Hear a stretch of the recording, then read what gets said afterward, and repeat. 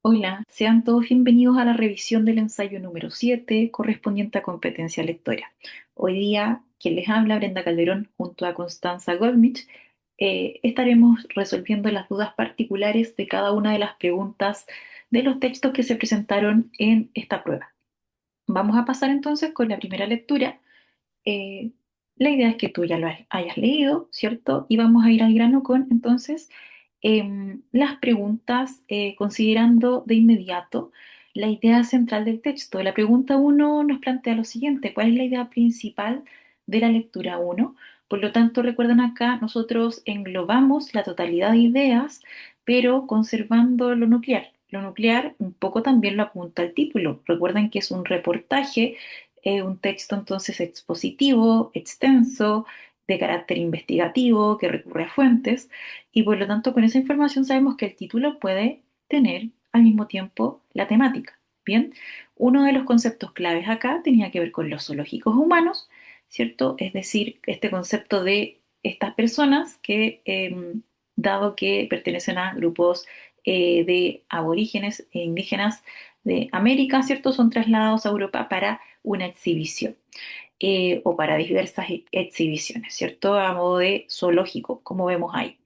Entonces, vamos haciendo un descarte. En el caso de la alternativa B, descartamos de inmediato esta idea de que en todo el mundo vemos que el tema del zoológico es, digamos, establecido como punto fijo en Europa, diversos países de ese continente. Entonces, es demasiado establecer que es todo el mundo. También, fíjense que acá vamos a descartarlas de inmediato: condiciones inhumanas de los zoológicos humanos. Si bien esto es mencionado por ahí, de las vejaciones, maltratos, no es, digamos, en lo que se concentra, no es que lo detalle, ¿ya?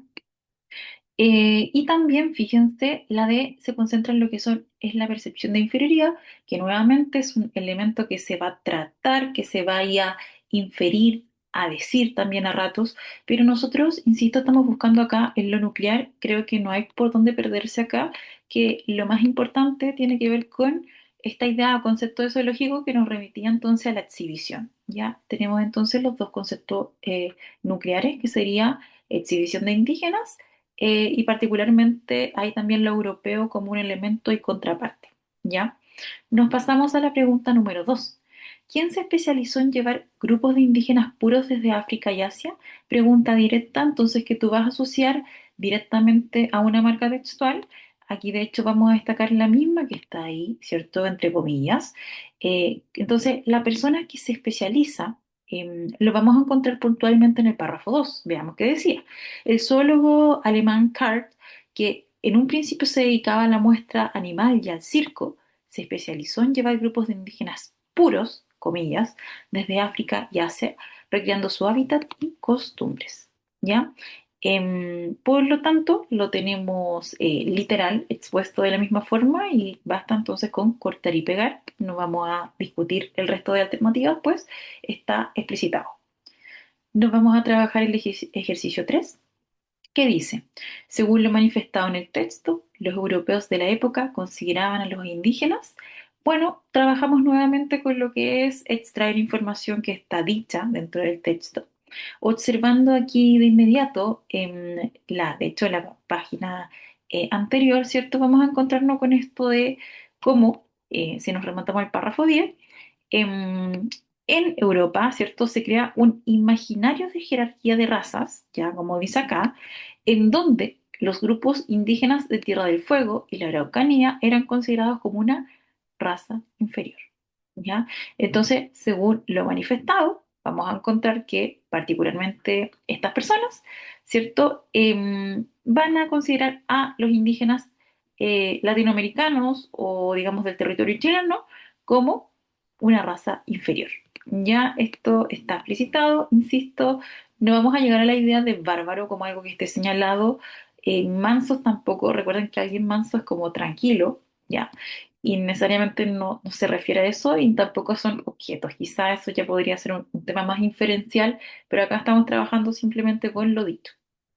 Bueno, ahora sí, en la pregunta número 4 nos vamos a pasar a inferir, ¿cierto? Lo vemos con la marca textual que dice se desprende, del texto, que los zoológicos tenían la característica de ser, bueno, entonces tomando diversos momentos del texto y puntualmente vamos viendo, porque no hay marcas o indicios que indiquen que esto tenía un afán, comillas, civilizatorio, ¿cierto? O sea, em, más allá de que quizás sería una idea que se nos podía venir a la cabeza, la finalidad acá que veíamos de la exhibición era netamente poder mirar, poder como de alguna forma exhibir, ¿cierto? A estas personas como una entretención, como dice el párrafo 5 ya en un espacio que replicaba el hábitat natural. ¿Ya? Entonces, no está este afán, digamos, de verlo como algo civilizatorio, no es algo a lo que se apunte. Bueno, con la B creo que se acerca un poco, ¿cierto? Porque cuando hablamos de algo que es itinerante, estamos hablando de algo que es ambulante, que va de un lugar a otro. Y efectivamente acá, si nosotros hacemos ese contraste con el texto, te vas a encontrar con que los zoológicos tenían este carácter itinerante. Podemos, por ejemplo, ir al párrafo entre el 5, el 6 y el 7, ¿cierto? Donde vamos a encontrar cómo ellos eran, digamos, exhibidos en distintos puntos, ¿ya?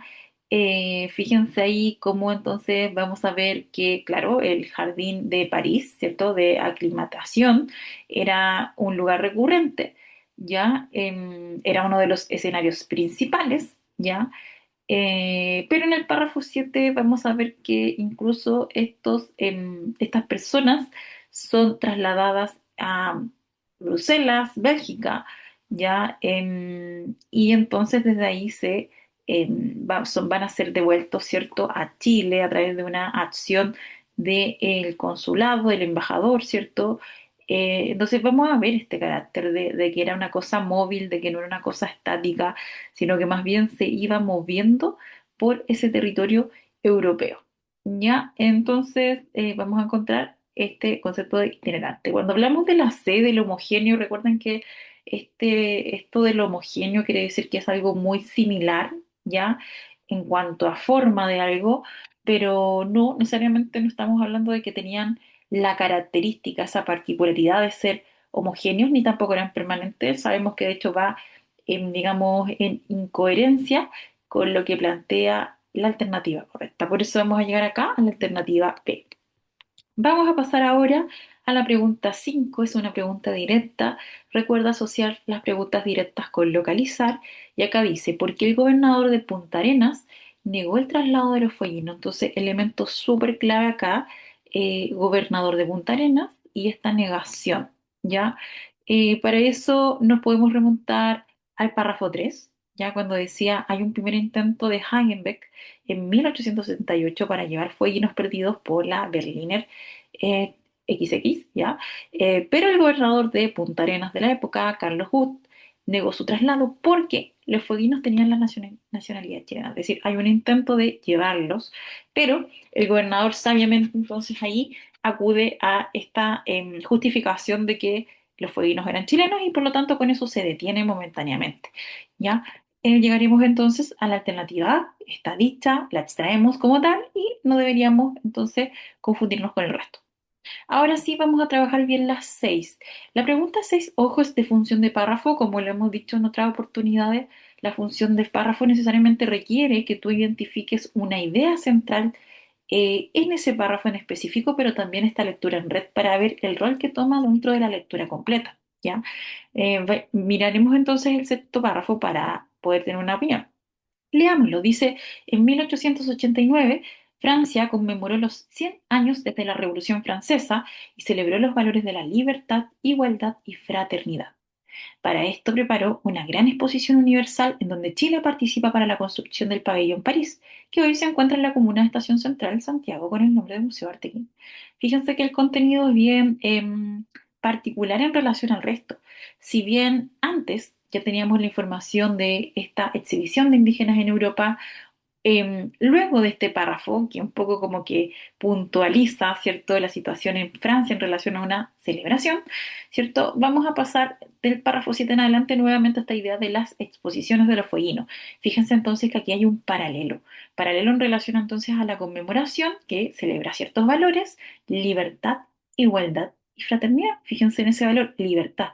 Eh, Vemos entonces de inmediato que hay una contraposición en esta celebración y, como le dice el párrafo 7, ¿cierto? Que hay un paralelo. En paralelo a esta celebración se lleva a cabo una exposición, ¿ya? Que son raptados por el belga Maurice Matre, ¿ya? Entonces, de alguna forma hay una contraposición entre los párrafos presentados.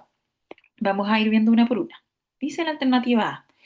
Entonces, que la función del sexto párrafo es contrastar la celebración del valor de la igualdad-libertad en Francia como contrapunto del encierro de los fueguinos presentado en el séptimo párrafo. Me suena mucho, pero acá, como saben, siempre vamos de la A a la D para poder distinguir efectivamente si es esa o no. Me suena bastante, pero seguimos. La B dice, contextualizar la celebración de la Revolución Francesa para entender la situación de los zoológicos humanos del séptimo párrafo. ¿Ya? Bueno, el verbo aquí podría hacernos un poco de sentido, quizás se nos sitúa en un año, en un lugar, ¿cierto? Pero ojo, no es no es el centro hacer un contexto de la situación, ¿ya? O de esta celebración, sino que más bien se enfocan los valores, ¿ya? Y por eso acá, muy clave va a ser que en el párrafo 7 vean el conector en paralelo, porque a través de ese conector, ¿cierto? Podemos ver esta como contraparte, esto que se va a contrastar, ¿ya? Entonces simplemente no es que se contextualice la celebración, ojo, porque estamos haciendo una lectura en red y eso requiere siempre pensar en los párrafos anteriores y posteriores, porque va a establecer una relación con el resto, ¿ya? La C dice destacar la Revolución Francesa como hito emancipador para demostrar que ese país sí se respetan sus valores. Un poco en incoherencia esta última parte, ¿cierto?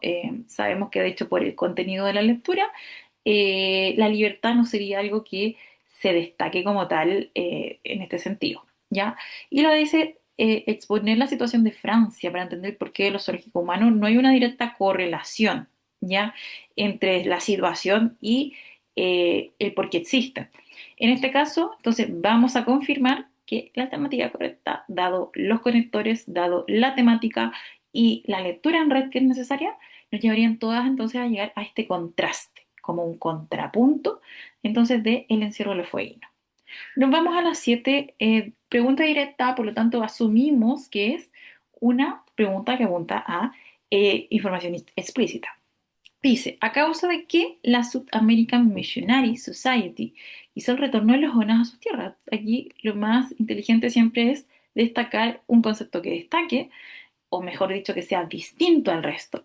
Aquí yo destaqué este, ¿cierto? Esta institución. ¿A causa de qué? Entonces estamos buscando el motivo de por qué esta institución quiere el retorno de los jóvenes a sus tierras. Vamos aquí en el mismo párrafo 7 que decía, luego de la exposición en París son llevados a Londres, donde la South American Missionary, al ver los maltratos y deshumanizaciones del proceso, busca devolver el grupo de donas sobrevivientes a su tierra. Bien, ahí lo tenemos, ya. Claro, aquí se cita entonces la deshumanización, que de inmediato, ¿cierto? Es un equivalente a lo que son esta falta de humanidad, ¿cierto? Y por otro, también podríamos pensar en el concepto de vejaciones. Para que lo veamos, una vejación es un acto de maltrato o humillación que perjudica la dignidad de una persona, ¿ya? En términos físicos o psicológicos. Por lo tanto, ¿cierto? Estas vejaciones también las vamos a ver en los maltratos. Vejaciones entonces es igual a maltratos y en este caso sería la más completa. De inmediato entonces vamos a tomar como correcta la B, ¿ya? Sí, las otras quizás un poco van, pero de una forma más interpretativa, ¿ya? No de una forma tan de localizar. Aquí simplemente estamos cortando y pegando.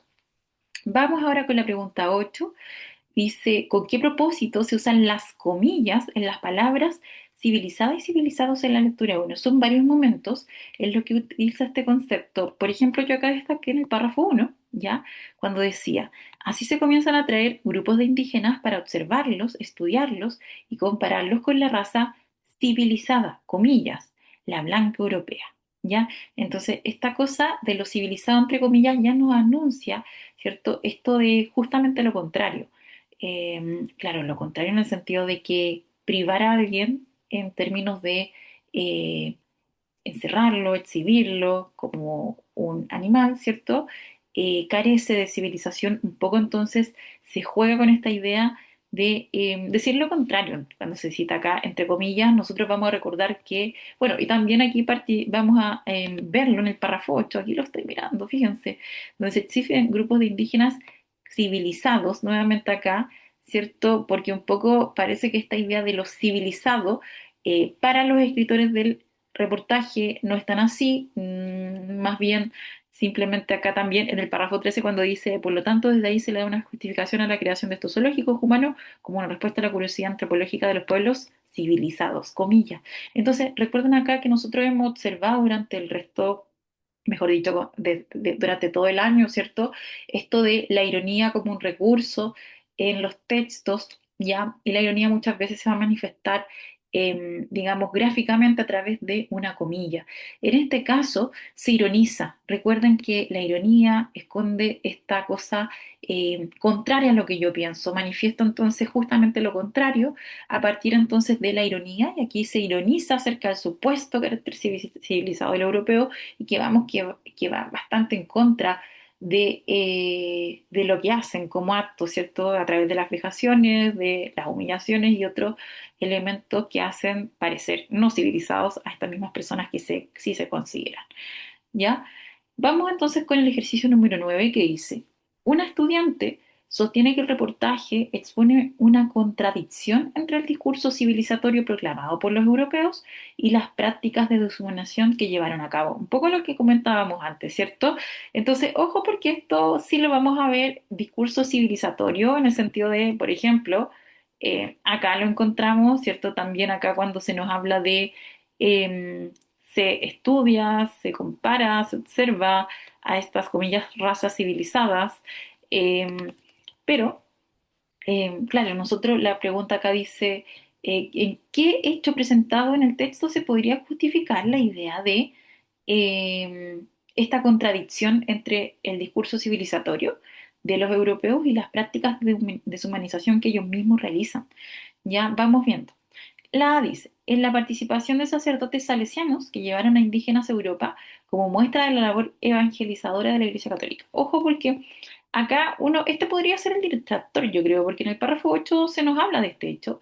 Efectivamente, cuando se conmemora el cuarto centenario del descubrimiento de América, ya lo que vamos a ver entonces es que en esta instancia está la exposición misionera católica en América. ¿Ya? Y ahí, ¿qué es lo que pasó? Se exhibieron grupos de indígenas civilizados por la fe católica. Ojo, pero miren lo que pasa. Participa en ella el sacerdote de la orden, quien llevó consigo un grupo de fueguinos y mapuches para mostrar los frutos de la misión. Este viaje no tuvo inconvenientes de raptos o muertes y todos volvieron a sus tierras. Entonces, más allá de que hay una exhibición, ya en cuanto a la fe católica, vamos a ver que esta exhibición no tuvo, digamos, mayores consecuencias en términos de vejaciones, maltratos, ya, y de alguna forma hay un retorno, que era lo más importante y que quizá en los otros casos fue un poco negado, existieron, no sé, raptos derechamente, y entonces necesariamente no estamos viendo una contradicción en sí misma, ya, o no es la más, vamos a decir. Luego la B dice, en el rechazo inicial del gobernador de Punta Arenas a entregar a los fueguinos, aunque más tarde se permitió su traslado, no necesariamente acá no vamos a encontrar, ¿cierto? Derechamente que él es el que luego autoriza, ¿cierto? El traslado. No vemos ahí esa contradicción. Ya, aquí nos tenemos que fijar en los acontecimientos que pasan en Europa. Y este acontecimiento más bien sucedió acá en Chile. La se dice, en las expediciones que fotografiaron a los fueguinos con fines etnográficos sin que estos comprendieran el alcance de su exposición. No, esta última parte ya escapa. Por descarte deberíamos llegar a la de dice que entonces este contraste, ¿cierto? Esta contradicción entre este discurso civilizatorio y las prácticas deshumanizadoras la vamos a encontrar en la conmemoración de la Revolución Francesa bajo ciertos valores que destacan como la libertad, la igualdad y la fraternidad. Ojo, que justamente van en contraposición a la exhibición, a los raptos, ¿ya? Y ahí entonces está la contradicción misma. Ya, esta idea entonces sería la que ayudaría a esta situación hipotética del estudiante que quiere mostrar la contradicción misma, ¿ya? Por lo tanto, vamos a llegar a la alternativa D. Nos vamos con la última de este texto. Ya aquí ya estamos llegando a una pregunta donde vamos a relacionar la información de un texto nuevo con el texto base. Ya recuerda entonces aquí siempre ver si coincide uno de los términos con la lectura en sí. Dice, lee el siguiente segmento y relaciona su contenido con los puestos en el reportaje de los zoológicos humanos.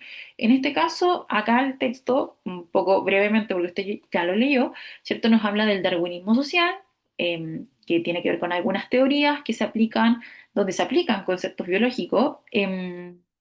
¿Cierto? Que son tomados además del origen de las especies de Darwin, a disciplinas como la sociología, la economía, la política. ¿Ok? Entonces vamos a ver ese traslado de estas ideas más, como comillas, científicas hacia las ciencias sociales. Luego en el párrafo 2 dice, los académicos debaten hasta qué punto las diversas ideologías darwinistas sociales reflejan las propias opiniones de Darwin, ¿ya?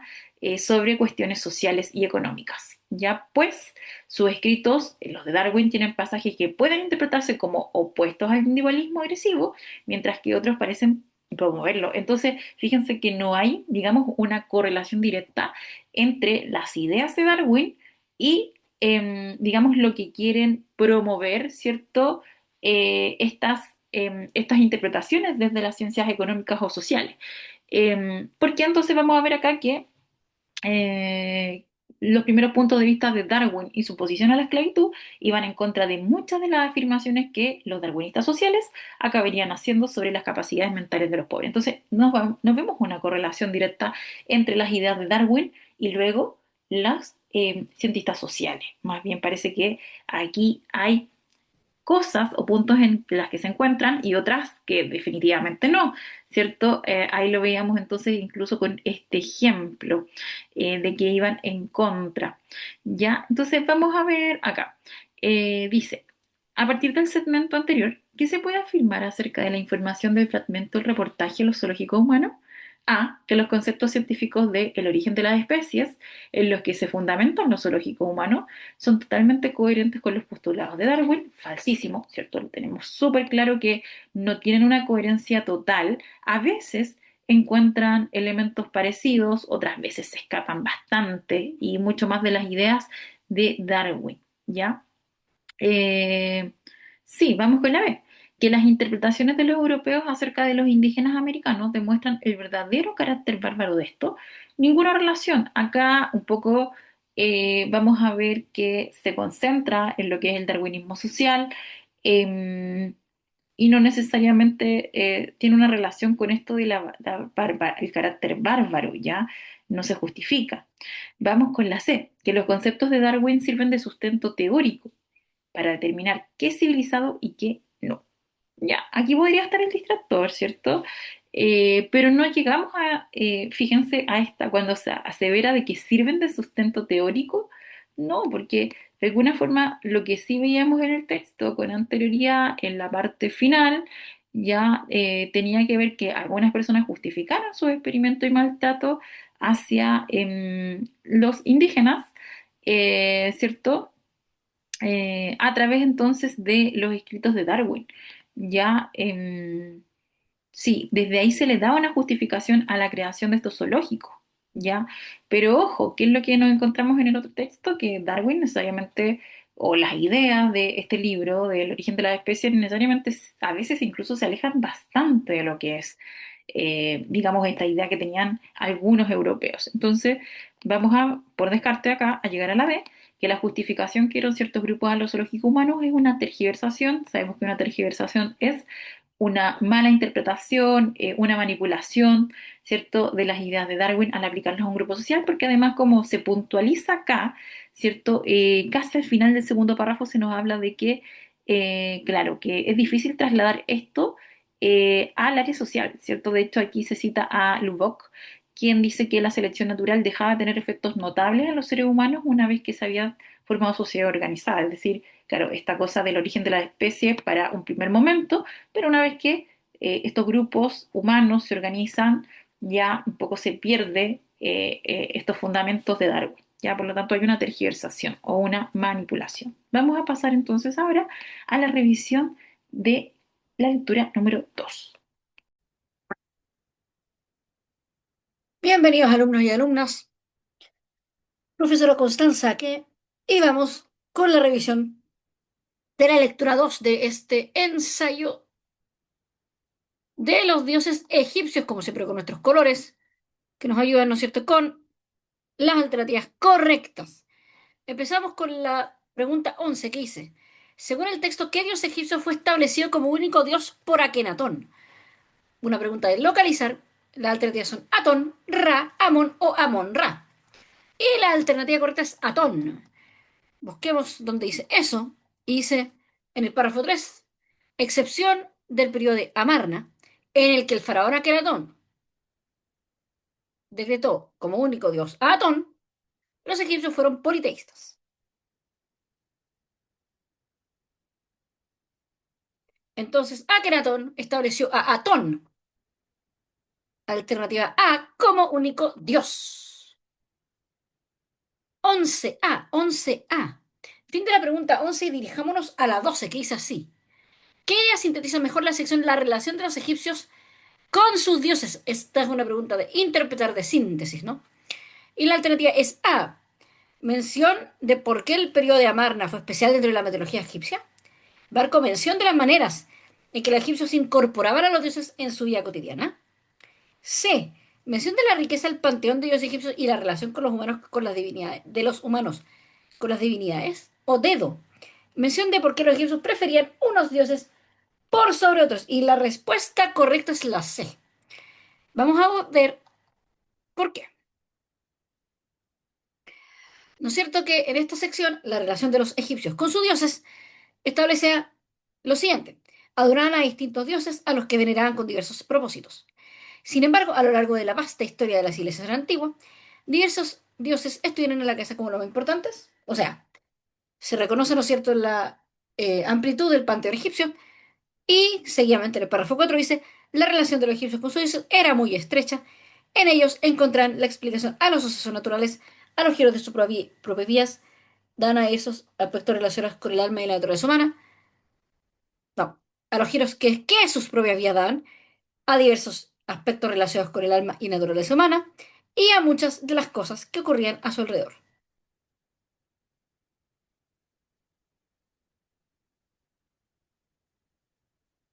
Tenemos entonces 12C. 12C. Fin de la pregunta 12, vamos a la 13, una pregunta de localizar que dice sobre Ra. Podemos afirmar que A fue de siempre una deidad mayor. Barco era presentado como cabeza de chacal. C era el protector de los faraones. O Dedo reinaba sobre la parte fértil de Egipto. La respuesta correcta es C. Era el protector de los faraones. Lo cual encontramos, ¿no es cierto? En el párrafo 6, Ra, el dios del sol, convertido en dios mayor y en el principal protector de los faraones. Así de simple. Así de sencillo con esta pregunta. Localizar, no hay problema con ella. 13C. 13C. Fin de la pregunta 13. Vamos a la 14, quizás sí. ¿Qué elemento podría ser agregado para facilitar la comprensión de la lectura? Una pregunta, ¿no es cierto?, de evaluar, que dice así. A. Una lista de las fuentes utilizadas. Barco. Imágenes de cada uno de los dioses egipcios. C. Un mapa de Egipto. O dedo. Más información sobre los dioses mencionados al final. Cuando tenemos una pregunta de esta naturaleza, tenemos que tener un par de salvedades o cuidado con un par de cosas. Porque, por ejemplo, la lista de fuentes utilizadas siempre es una muy útil agregado, digamos, pero no por facilitar necesariamente la comprensión, sino por una cuestión de legitimidad, ¿no? Por una cuestión de darle credibilidad al texto o a la información. Un mapa de Egipto, de nuevo. Si estoy hablando de los dioses de Egipto, quizá un mapa de Egipto que indique dónde está cada uno de los dioses podría ser útil, pero no es tan necesario. Lo mismo la dedo. La barco, en cambio, sí es muy útil. ¿Por qué? Porque como se describe a los dioses, ¿cierto? Hombre con cabeza de chacal, cabeza extraño animal, etcétera, es extremadamente útil en caso así, efectivamente tener una suerte de confirmación visual de lo que nos están describiendo. Por eso, la 14 es barco, 14 barco. Fin de la pregunta 14, vamos a la 15 que dice, ¿por qué Osiris mató a Seth? Una pregunta de localizar, y las alternativas vendrían siendo por venganza, por envidia, por accidente o Osiris no mató a Seth. Y la respuesta correcta, pregunta trampa un poco, pregunta trampa un poco, es la dedo. Osiris no mató a Seth, fue al revés. Seth mató a Osiris. Seth fue la personificación del mal, párrafo 16, y la destrucción en la mitología egipcia, esto principalmente por su decisión de matar y descuartizar a su hermano siendo Osiris. En este caso entonces fue al revés, Seth mató a Osiris, Osiris no mató a Seth. 15 dedo, 15 dedo. Fin de la pregunta 15, vamos a la 16 que dice así.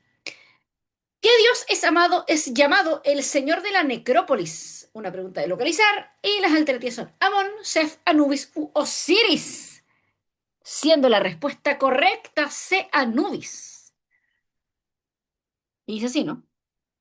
Anubis, dios de las momificaciones, 15, representado tanto como hombre con cabeza chacal como por un chacal.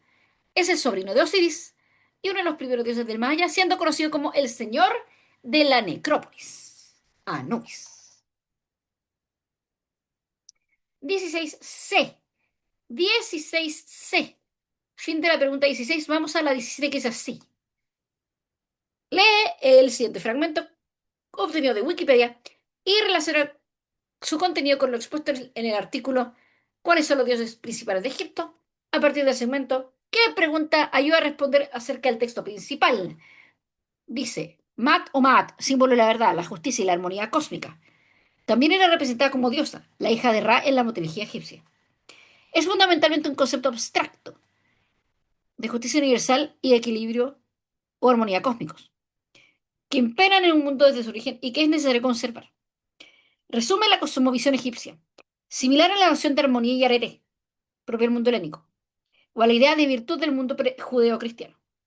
También es conocida por su símbolo, la prueba de avestruz, con la cual, según la mitología egipcia, se pesa el alma y se decide si merece la vida eterna o que Amit se la coma. Las alternativas entonces es representa o qué ayuda a responder. A. ¿Cuál es el concepto de justicia que representa la diosa Maat? Barco, ¿cómo se originó la diosa Maat? C. ¿Quién es Amit, marido de Maat? O dedo, ¿cuál es la etimología de la palabra Maat? Y la respuesta correcta es A, ¿no? ¿Qué específicamente nos referimos con justicia en este contexto? ¿No es cierto? ¿Qué tipo de justicia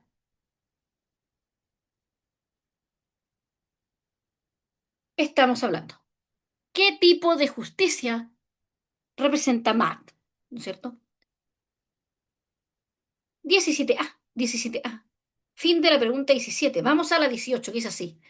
¿Qué se puede inferir del décimo párrafo? ¿Qué? A ver, A. Isis resucitó a su hermano Osiris. B. Las creencias del Nilo eran importantes para los egipcios. C. Osiris debía gobernar sobre la parte seca de Egipto. O D. Anubis es representado con cabeza de chacal. Esta pregunta se responde con la letra barco. Vamos a ver, ¿no es cierto? Dice, Osiris es uno de los principales y más importantes dioses de los egipcios. Según decisión de su padre, esta deidad debía heredar el reino de la parte fértil de Egipto, mientras que su hermano Seth, la parte seca. Tenemos entonces esta división, esta idea de la fertilidad y de la importancia, ¿no? Que los que los egipcios relacionan absolutamente con el Nilo. que se confirma absolutamente, ¿no es cierto?, en el 11 que dice, debido a que se le atribuía la responsabilidad de las crecidas del Nilo, también es un dios muy vinculado a la fertilidad y a la agricultura. Pero si vemos acá las alternativas, no se habla de Isis, no, la Dedo tampoco, no se habla de Anubis. Osiris debía gobernar sobre las partes secas,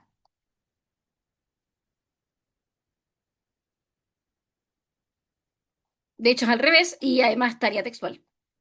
Por lo tanto, la respuesta que tiene sentido es la barco, 18 barco, 18 barco. Fin de la pregunta 18, vamos a la 19 que es así. ¿Qué relación hay entre Seth y Horus? A, hermanos; B, rivales; C, padre e hijo; D, tío y sobrino. Respuesta correcta, tío y sobrino.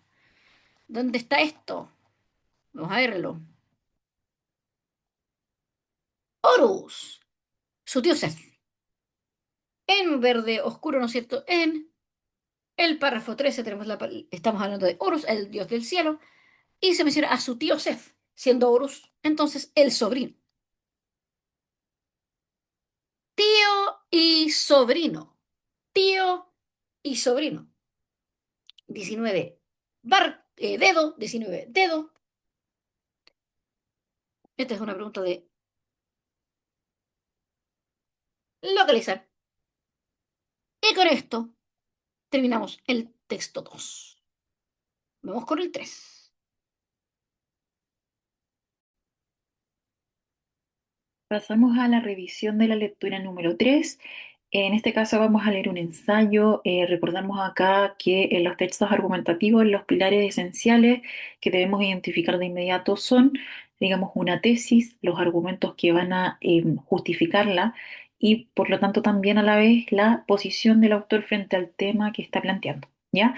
Fíjense en el título porque decía los sueños son el campo neutral de las contradicciones. Tres elementos que se van a tocar, ¿cierto? Porque parte el texto con esta idea del sueño de la lengua común, ¿cierto? Este lenguaje universal.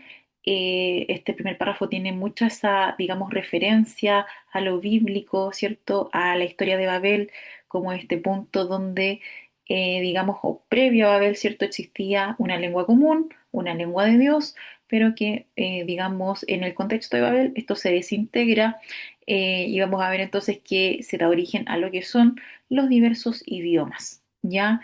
En el párrafo 2 nos pasamos a esta idea de que en diferentes momentos distintas lenguas han reclamado esta universalidad de la lengua como esa lengua que domina todo, y vamos a ver distintos ejemplos.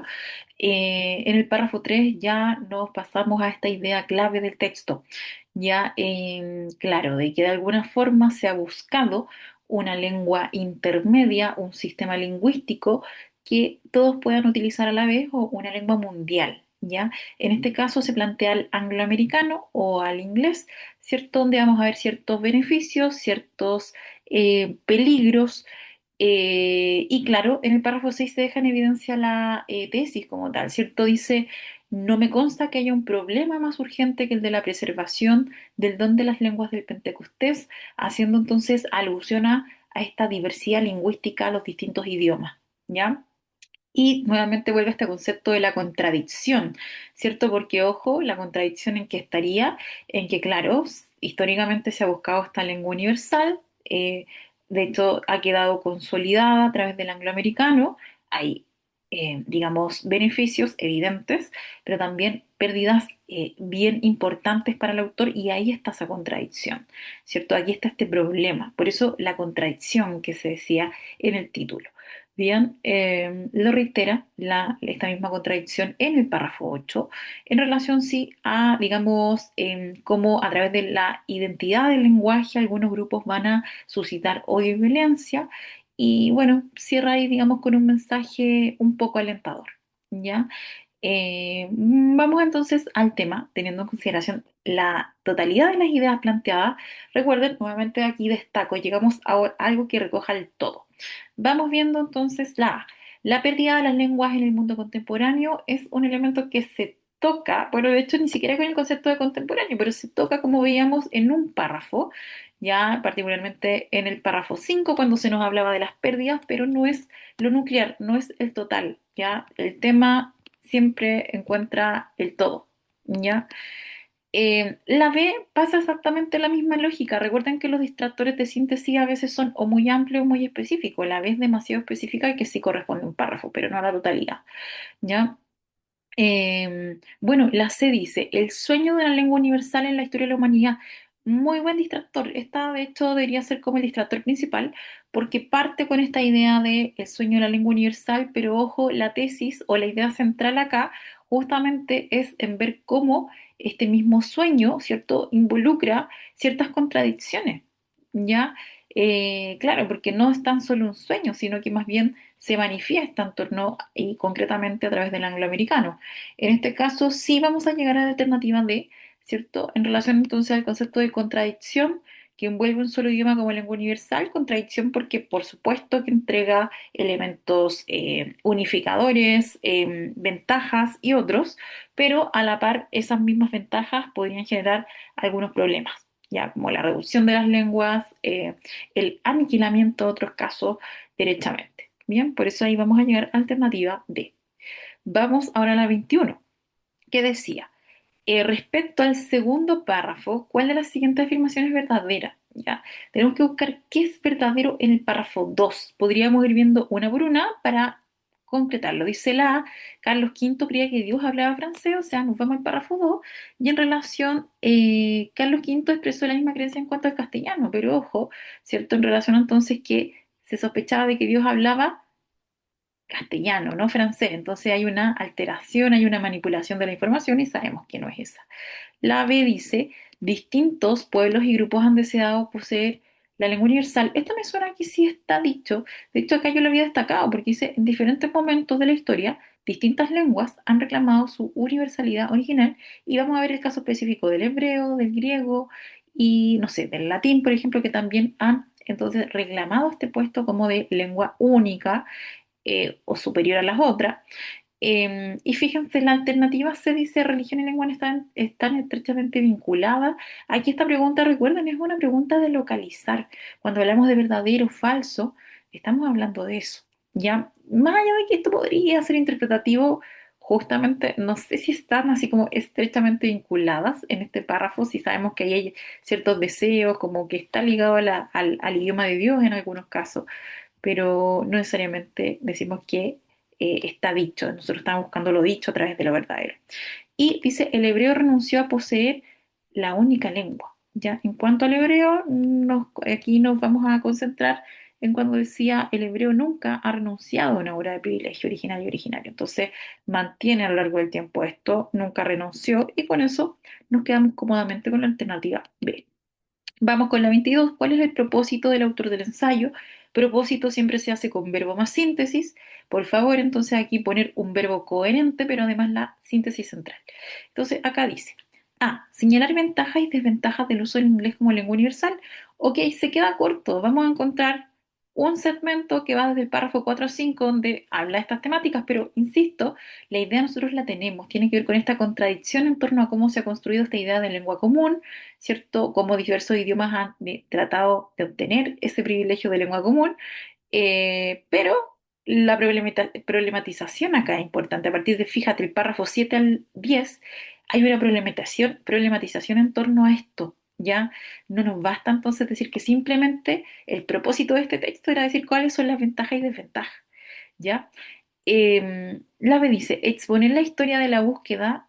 No, como historia, no, quizás por ahí se mencionan algunos elementos, pero no es lo principal, ¿ya?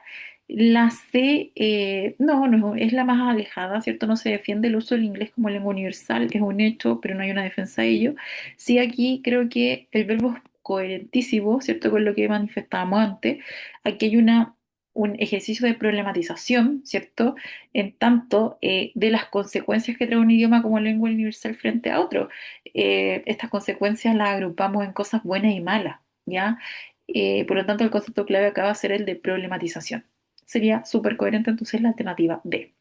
Nos vamos a trabajar ahora la pregunta 23, que es de localizar, ¿cierto? Dice, ¿cuál de las siguientes, con eso ya te queda claro que vas a localizar, es una ventaja del angloamericano? Nos basta entonces con regresar al párrafo 4 cuando habla de los beneficios, equivalente a ventajas, y se nos dice que se facilita el comercio internacional, el progreso conjunto de la ciencia, la tecnología, almacenamiento y accesibilidad a la información, la organización del ocio y el deporte a escala global y el viajar. Tenemos distintos elementos, al menos unos 5 o 6 enumerados, ¿ya? Entonces, ¿cuál es una ventaja? Que ha hecho realidad el sueño de la humanidad, un poco más interpretativa, no se afirma, no se llega a afirmar a lo largo de ese segmento. Por lo tanto, no podemos llegar como tal a ella. La B dice que posibilita acuerdos políticos entre naciones. No, necesariamente un acuerdo no tiene que ver con la lengua en que se emita, sí se van a entender, pero no es que el acuerdo se transa a través del idioma, ¿ya? Y la que sí está explicitada lo leíamos como un elemento de esa numeración final, ¿cierto? Cuando dice y el viajar también, entonces es uno de los beneficios evidentes, ¿ya? Con eso entonces pasamos al ejercicio 24. Dice, ¿cuáles son los peligros del angloamericano? Entonces, ahora nos vamos a la contraparte. ¿Cuáles son los peligros? Y volvemos acá al párrafo 5. Dice, no son menos evidentes los peligros, las pérdidas. Cuando muere un idioma, muere con él un enfoque total, un enfoque como ningún otro de la vida, de la realidad, de la conciencia. Cuando un idioma es arrasado o reducido a la inutilidad por el idioma del planeta, tiene lugar una disminución irreparable en el tejido de la creatividad humana. Bueno, con eso entonces nos vamos con esta idea de que, fíjense, no es que el texto en sí, cuando hable de los peligros, se limita a lo que son esta imposibilidad de acceder a información, ¿ya? Tampoco es que disminuya el razonamiento humano como tal, más bien la creatividad, ese es el concepto que aplica, ¿ya? Tampoco acá sería la disminución de lecturas de clásicos de una lengua. Es otro elemento que está más adelante, pero no acá mismo en los peligros. Y sí, ¿cierto? Se nos señala lo que son la reducción o incluso el aniquilamiento, es decir, digamos, el borrado de una lengua, ¿ya? Sí, de alguna forma cuando habla de que un idioma es arrasado o reducido, ¿cierto? Sí, o las pérdidas, ¿cierto? La muerte de un idioma, ahí estamos entonces hablando de ese aniquilamiento. Eh, y la reducción, por supuesto, cuando vamos a ver ahí también que nos habla de esta reducción, ¿ya? Por lo tanto, vamos a llegar a la alternativa B2. Vamos con la pregunta 25, que dice, ¿qué se puede inferir de la mención de Babel en el quinto párrafo? Seguimos analizando este párrafo, veamos qué decía de Babel, ¿ya? Entonces decía, lejos de ser una maldición, fíjense que también aquí tomamos la idea del párrafo 1, porque nos hablaba de este concepto de Babel, ¿cierto? Cuando dice que llega, bueno, que existía previamente como una lengua unificada, la lengua de Dios, pero cae, ¿cierto? Babel, y con ella se desintegra esta lengua unificada en un sinfín de lenguas. O sea, era el primer elemento que podríamos haber tomado incluso para interpretarlo. Y luego dice, lejos de ser una maldición, Babel ha resultado ser la base misma de la creatividad humana. Es decir, esta diversidad lingüística, ¿cierto?, ha dado paso a esta creación, ¿ya?, de la riqueza de la mente que traza los distintos modelos de la existencia. ¿Ya? Entonces, el autor lo ve como algo bueno y eso creo que lo destaca mucho más que simplemente alabar como una sola lengua, sino que destaca esta diversidad lingüística como un elemento clave en esta base, por ejemplo, del arte. Vamos con la A. Entonces, se puede inferir que la mencionaba Abel. A, que la dispersión lingüística explica la persistencia de conflictos étnicos y la violencia, no al menos en este párrafo no hace alusión a estos elementos, entonces está muy lejos de ser. B, que la fragmentación lingüística, ok, originada en Babel, justifica la búsqueda de un idioma universal. No, no lo justifica, de hecho aquí más bien hablaba de lo contrario, que haya muchas lenguas genera esta creatividad, ¿cierto? Dice una cosa así como, no es una maldición, es la riqueza de la mente se manifiesta entonces a través de esta Babel, esta diversidad. Ya vamos con la C, que la pluralidad de lenguas genera beneficios prácticos como el comercio. Mira que acá me gusta mucho esto de la pluralidad de lenguas porque es coherente que genera beneficios, pero los beneficios mencionados no son coherentes. Entonces aquí por descarte llegaríamos a la D, que la diversidad lingüística es una fuente irreemplazable de visiones humanas cuya pérdida empobrece la experiencia cultural en relación a la creación, ¿cierto? Por lo tanto, vamos a llegar a la alternativa D. Vamos con la 26, que dice, ¿cuál es la actitud del autor frente al predominio del angloamericano y la desaparición de otras lenguas?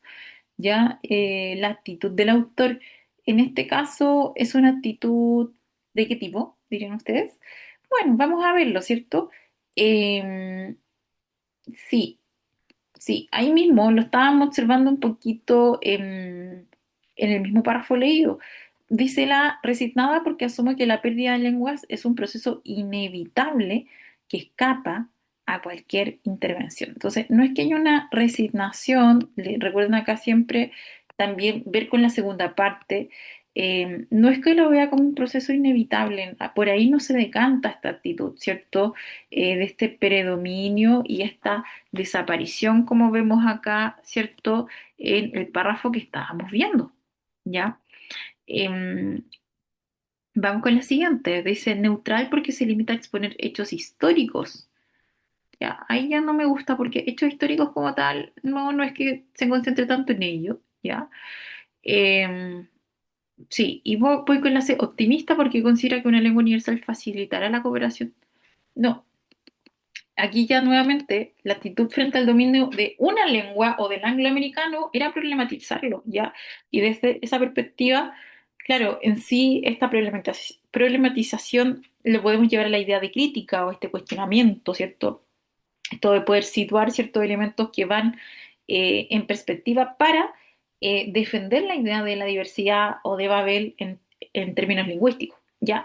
Entonces veamos qué dice la D, por descarte la haríamos, crítica porque advierte que la estandarización lingüística amenaza con empobrecer la creatividad y la riqueza cultural, tal como lo veíamos en el quinto párrafo, ¿cierto? Esto de que era la base de la creatividad humana, ¿ya? Y es coherente con lo que plantea el texto.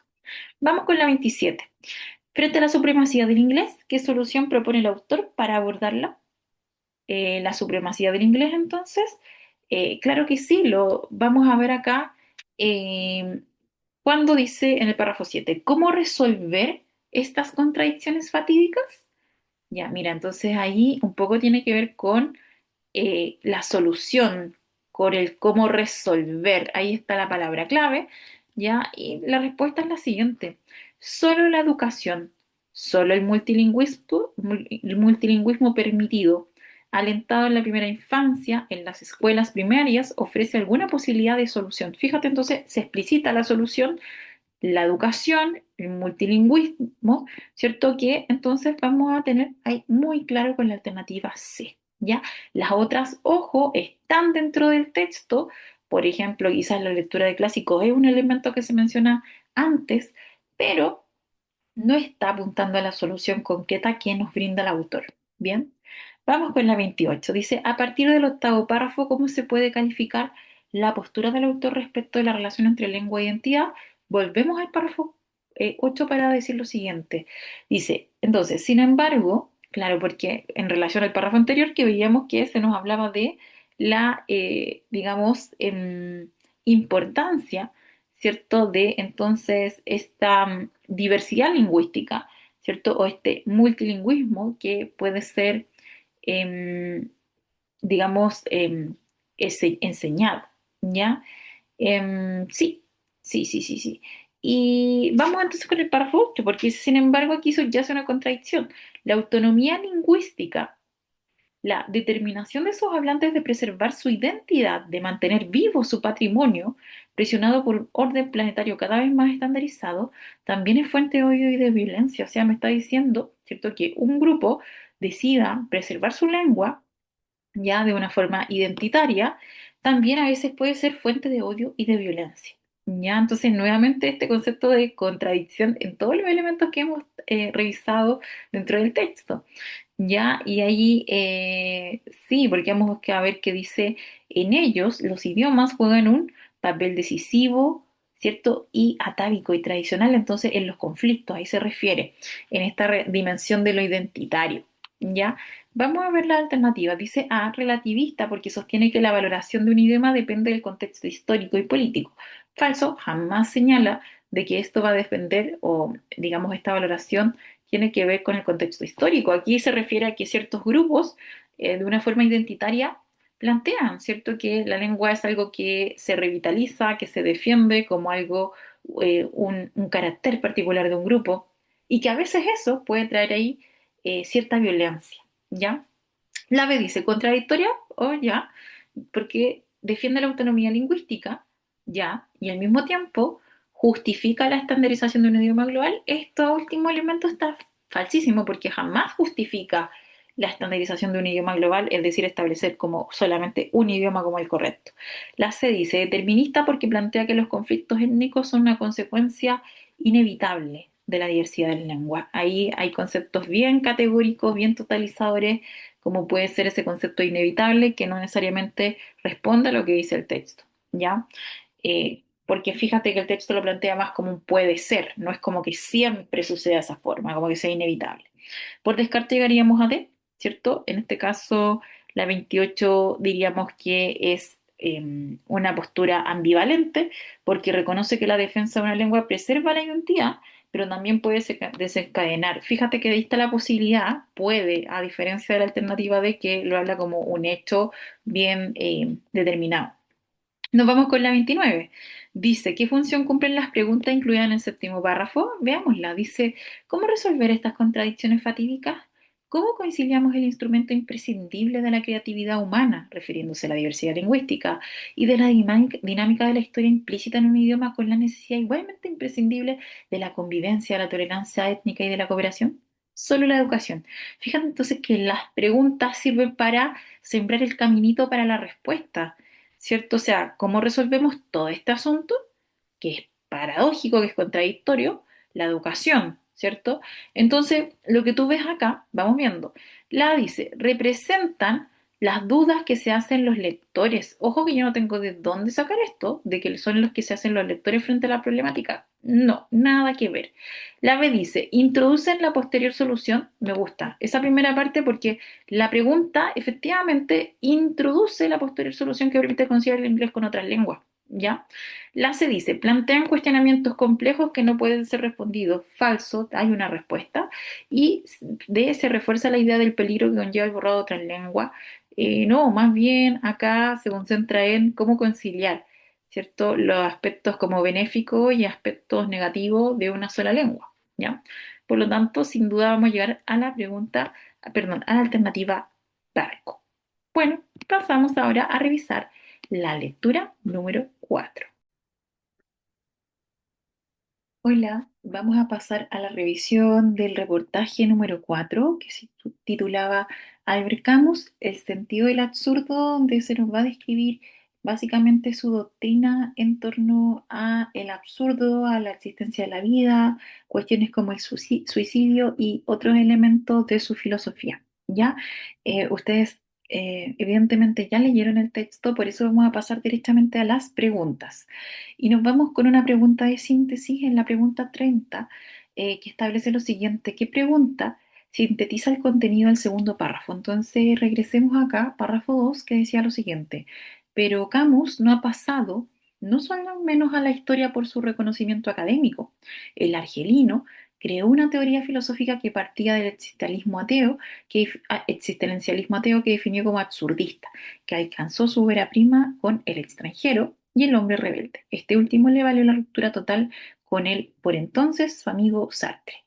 Eh, sí, entonces lo que estamos encontrando acá, bueno, en esencia es Camus, ¿cierto? Y el motivo ya por el cual él es reconocido, por el cual ha trascendido, ¿cierto? Y entonces vamos a ver. La alternativa A decía que es la teoría absurdista. No, ojo, acá no se define como tal, no responde esa pregunta. Sí, aquí se menciona, ¿cierto?, que su filosofía parte a partir de esta idea de el absurdo, da ejemplos de la ópera prima, pero no es el contenido, no se nos explica en qué consiste, ¿ya? Entonces no nos alcanza para sintetizarlo. Tampoco acá la pregunta que sintetiza es esta la B porque es muy puntual, o sea, ok, sí se menciona por ahí que hay una relación de amistad o que existió una relación de amistad entre estas dos personas, entre Sartre y entre Camus, ya, sí, pero no necesariamente es lo esencial, lo nuclear. Ya, en este caso, la correcta sí tiene sentido mucho que sea la C, que hizo trascender a Camus, que lo hizo reconocido, ¿cierto? Que lo hizo pasar a la historia y que tiene que ver entonces con su filosofía, que parte del existencialismo para pasar a lo que él denomina absurdismo. Ya, nuevamente la D es un elemento que está, pero es muy específico, entonces, clásico de distractor de localizar. Vamos con la 31. ¿Cuál fue la primera obra en la que Camus expresó su filosofía absurdista? Trabajamos con el mismo párrafo. Fíjense acá, hay un concepto clave que es este. Dice, el argelino creó una teoría que partía del existencialismo ateo, que definió como absurdista, que alcanzó su ópera prima, ya que hay un concepto importante, ópera prima o primera obra, ya con el extranjero, ya, y el hombre rebelde. Fíjense que aquí de hecho tenemos dos elementos, pero en orden de aparición, vamos a decir que la ópera prima, es decir, la que viene aquí como señalada de inmediato, es el extranjero, y por lo tanto, la primera obra en la que Camus expresa esta filosofía es en esta. Ya más allá de que también se menciona ahí, digamos, seguidito lo que es el hombre rebelde, pero ya al tener este segundo lugar, se en poco decimos que aquí predomina la otra frente a algo que es mencionado a posterior, aunque sea después. ¿Ya? Vamos con la 32. Es un ejercicio de evaluar una situación particular, una situación hipotética, y vamos a tomar los elementos más importantes. Dice, para un ensayo filosófico, un estudiante está pensando en utilizar las reflexiones de Camus presentes en la lectura 4. Su propósito es argumentar acerca de cuál es el sentido de la vida, por lo que deberá seleccionar alguna idea de Camus que respalde su proposición. Entonces aquí, el elemento clave era ver cuál es la idea que tiene Camus acerca del sentido de la vida. Es bastante lo que nos dice el texto, ahonda más o menos en este sentido que viene definido por esta filosofía del absurdo, ¿cierto? Las preguntas, como vemos acá, recurrentes en esta doctrina tienen que ver con por qué existimos, qué sentido hay en la vida, ¿ya? Se plantea en un primer momento que entonces la existencia no tiene sentido para el universo, eso se plantea. Em, sí, también esta idea de que no hay sentido en la vida no tiene sentido, pero ojo, más allá de que esto es recurrente, la vida no tiene sentido, pero fíjate en esta sección que decía algo tiene sentido y ese algo es el hombre, ¿ya? Y acá decía algo. Es decir, es el individuo, ¿ya? Perdón, voy a dar un poco más de contexto porque se nos menciona primero que Camus no era un pesimista, ¿ya? O totalmente un pesimista, ¿ya? Entonces, tampoco, ojo, defendía adoptar una postura nihilista, ¿ya? El concepto entonces de aceptación es la respuesta directa a este peso. Ahí está la respuesta, la aceptación.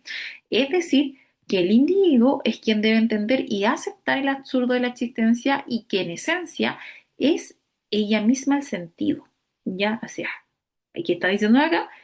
Fíjate, la existencia es el sentido mismo de la vida, ¿ya? Y un poco acá también lo reitera, ¿ya? A través de una carta, ¿ya? Dice, el sentido de la existencia es la propia existencia del ser humano. Entonces, aquí tenemos la idea central en cuanto al sentido de la vida, que sí venía precedida un poco por esta cosa media ilógica de que la existencia no tiene sentido para el universo, pero sí ese valor o ese sentido sí se va a encontrar en sí misma, ¿ya?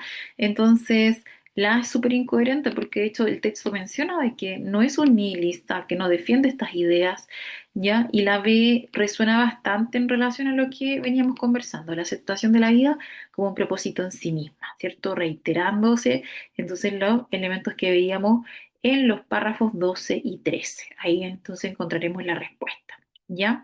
La C, nunca se habla de este ser superior, de un Dios, ¿ya? Y tampoco este deseo de buscar respuestas universales.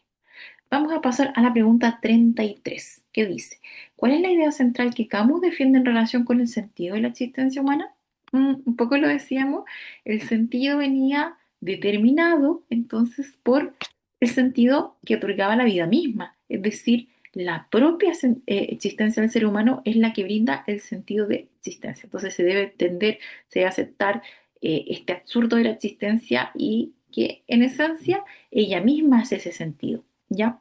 Entonces no es que carezca de propósito, tampoco decíamos que tiene un sentido trascendental dado por Dios, esto está súper malo en relación al texto.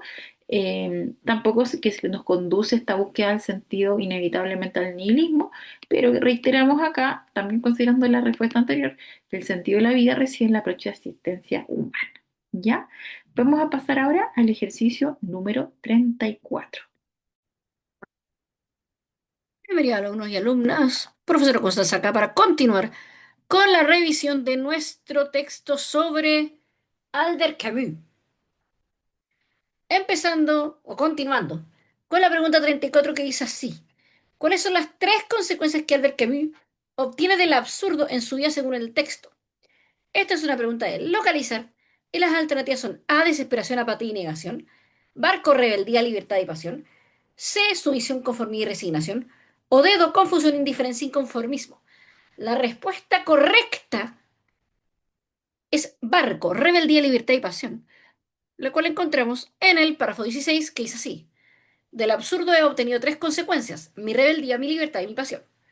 Con el solo juego la conciencia transforma en regla de vida lo que era una invitación a la muerte. Recoge Albert Camus en el mito de Sísifo. Por lo tanto, acá tenemos directamente respondida esta pregunta de localizar 34 barco, 34 barco. Vamos, fin de la pregunta 34, vamos a la 35, que dice así. ¿Qué función cumple el siguiente párrafo en relación con la sección Albert Camus? Algo tiene sentido y ese algo es el hombre.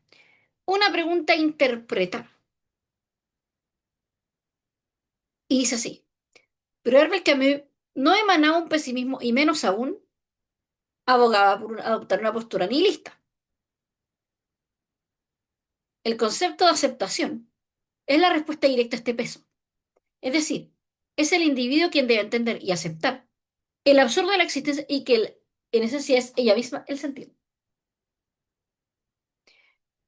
Y acá tenemos las alternativas que son A, justifica la postura absurdista frente al sentido de la vida. Barco, distingue la propuesta de Camus de la de otros autores.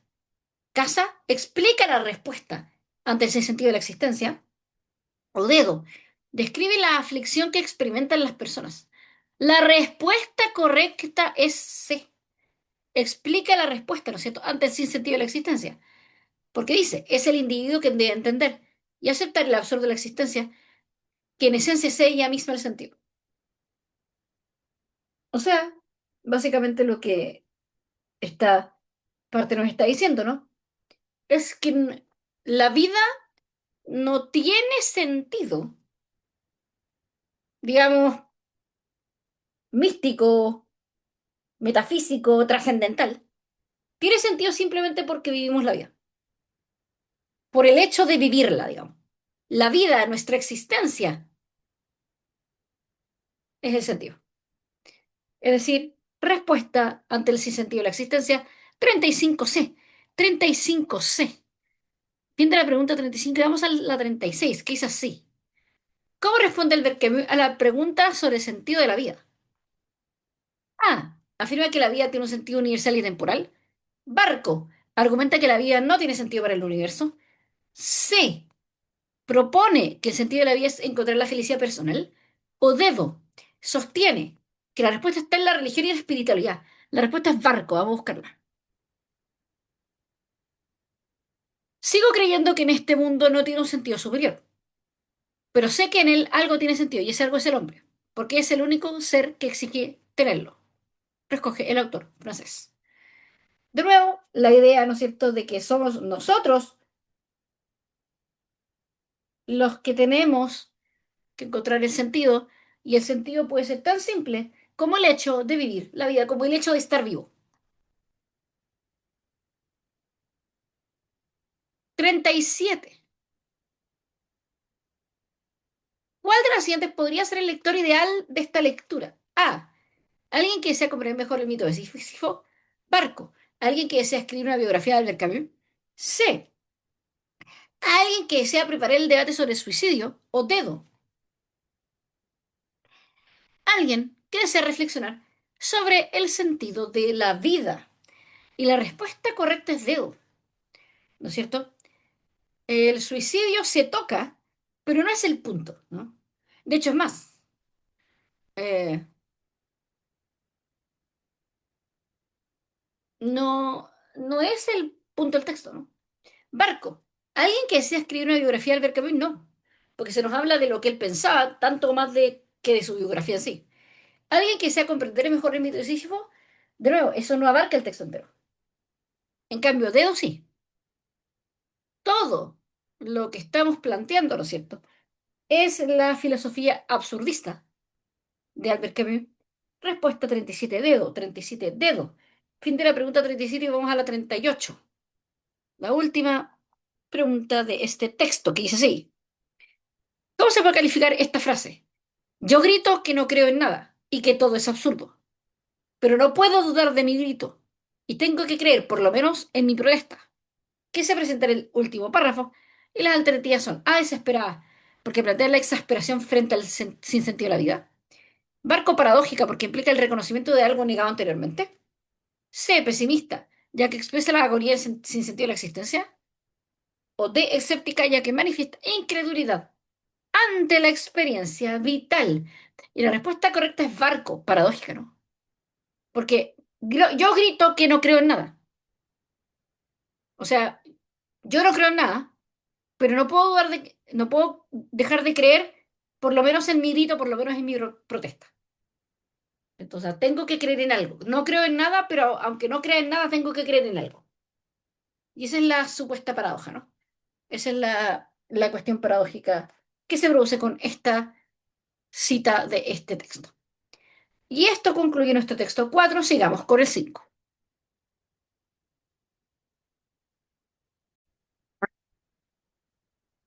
Bienvenidos alumnos y alumnas, profesor Constanza acá. Continuando nuestra revisión del ensayo con la lectura 5.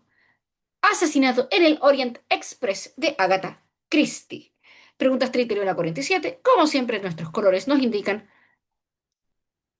ciertas cosas fundamentales sobre cómo encontrar la respuesta correcta. Y vamos a la pregunta 39, que dice, ¿cuál es el tema de la lectura 5? Esta es una pregunta de interpretar, específicamente de síntesis, ¿cierto? Y las alternativas son A, planificación y preparación de un crimen; Barco, descripción de los motivos detrás de un crimen; C, la explicación de la solución de un crimen; o Daido, la descripción del momento de un crimen. Y la respuesta correcta es la C, la explicación de la solución de un crimen. Fijémonos al principio, ¿no? Fijémonos, de hecho, en cómo parte de buenas a primeras, ¿no es cierto? En cuanto a quién lo mató. Y ahí empieza, explicó que veía todo claro, que todos están efectivamente de acuerdo. Ahí empieza, ¿no es cierto?, a explicar durante todo el texto, efectivamente, cómo terminó produciéndose el crimen. Esto fue el final de la novela. Pregunta, no, perdón, 39C, fin de la pregunta 39. Vamos a la pregunta 40, ahora sí. 40. ¿Cómo murió el personaje de Ratchet? Una pregunta de localizar, ¿no es cierto? Siendo las alternativas apuñalado, baleado, envenenado o ahorcado. La respuesta es A, apuñalado. Fijémonos qué dice en el párrafo 5. Un jurado se compone de 12 personas, había 12 viajeros y Ratchet fue apuñalado 12 veces. Literalmente te dicen entonces que fue apuñalado. Respuesta correcta, 40A. 40A. Fin de la pregunta 40. Vamos a la 41. Pregunta 41. ¿Qué se desprende del quinto párrafo? Pregunta de interpretar específicamente de inferencia, ¿no? A. que el tren no debería haber estado tan lleno como estaba. Barco, que todos los pasajeros del tren estaban de acuerdo. C, que un jurado había condenado a Ratchet. O D, que Ratchet era prófugo de la justicia. Alternativa correcta, la A, que el tren no debería haber estado tan lleno como estaba. Fijémonos, ¿no es cierto?, en el párrafo quinto que dice: el detalle que siempre me preocupó, la extraordinaria afluencia de viajeros en el coche Estambul-Calais en una época tan intempestiva del año, quedaba explicado. Es decir, le había a él llamado la atención que había extraordinaria cantidad de personas viajando para hacer, en este caso, invierno. ¿No es cierto? Era un momento del año en que no tenía tanto sentido que hubiera tanta gente. Por lo tanto, sí, se podría decir, el tren no debería estar tan lleno como estaba. 41A, 41A, fin de la pregunta 41. Vámonos con la 42 y dice así. ¿Qué motivó el crimen discutido en el texto? Esta es una pregunta de interpretar. Y las alternativas vendrían siendo A, el instinto asesino; Barco, el sentido de justicia no servida; C, la sed de venganza; o D, el odio compartido por Ratchet. Siendo la respuesta correcta la Barco, el sentido de justicia no servida. Esta pregunta era capciosa. ¿Por qué? Ya. El instinto asesino claramente no es, no en ningún punto del texto, ¿no es cierto? Se nos demuestra que estas personas sean personas que vayan a asesinar a otra persona porque sí. No son personas que uno dijera, si la dejo libre va a volver a asesinar a cualquiera. No es el punto, ¿cierto? No, no son asesinos por instinto o por naturaleza, ¿cierto? La sed de venganza podría ser tentadora, pero implica como una cuestión que va más allá de lo que, de lo que apunta el texto, y lo mismo el odio por Ratchet. Sí, lo odiaban, sí, cierto. ¿Pero por qué? Porque escapó a la justicia en Estados Unidos. Ese fue el punto. Sí, todo el mundo sintió que no había pagado lo que tenía que pagar. Ratchet había escapado a la justicia, párrafo 6, en Estados Unidos. No había dicho de su culpabilidad. Me imaginé un jurado de 12 personas nombrado por ellas mismas, que le condenaron a muerte y se vieron obligadas por las exigencias del caso a ser sus propios ejecutores. Entonces, acá hay una idea, ¿no es cierto?, de justicia no servida, de que las personas que debieron condenar a Ratchet no lo hicieron. Y es por eso, más que por odio, más que por venganza, y mucho más que por instinto asesino, la respuesta correcta, Barco 42, Barco. 43. ¿Qué dificultad encontró el detective para llegar a la solución del caso? Esta es una pregunta, ¿no es cierto?, de localizar, que las alternativas son A, las cartas amenazadoras eran falsas; Barco, todos parecían tener motivos para odiar a Ratchet; Casa, era difícil probar algo contra algún pasajero en particular o en concreto; Dedo, el arma homicida había sido encontrada, la respuesta correcta, no había sido encontrada, perdón. Y la respuesta correcta es C. No era muy fácil, era muy difícil realmente tener algo en contra de algún pasajero en concreto. Y eso lo encontramos en el párrafo 4 que dice así: me llamó la atención particularmente la extraordinaria dificultad de probar algo contra cualquiera de los viajeros del tren y la curiosa coincidencia de que cada uno de declaración proporcionaba la coartada a uno determinado. Claro, porque normalmente, ¿no es cierto?, siempre tenemos uno o dos o tres personajes que tienen cosas en contra. Es decir, que podrían perfectamente, y acá no. Pero nadie era, porque todos eran. Este, bueno, yo en particular amo este texto, amo esta novela, pero en este caso, volviendo al tema, 43C. 43C era muy difícil probar algo contra algún pasajero en particular. Fin de la pregunta 43, lancémonos con la 44, que es así. ¿Quién era el hombre bajo y moreno de voz afeminada? Una pregunta de interpretar, porque no es que te lo digan textual, casi, dice, un temido enemigo de Ratchet, un invento creado por los asesinos como coartada, un pasajero que se había bajado del tren en la estación anterior, o uno de los pasajeros estando disfrazado. La respuesta correcta es barco, un invento creado por los asesinos como coartada, dice. La descripción del mítico hombre ajo y moreno con voz afeminada, descripción conveniente, puesto que tenía el mérito de no acusar a ninguno de los verdaderos encargados del coche cama y podía aplicarse igualmente que un hombre con una mujer. Aquí, ¿no es cierto?, te da a entender que fue un invento. Ellos crearon esa idea para, ¿no es cierto?, eh, sacar o eh, desviar la atención de los verdaderos culpables, que eran ellos.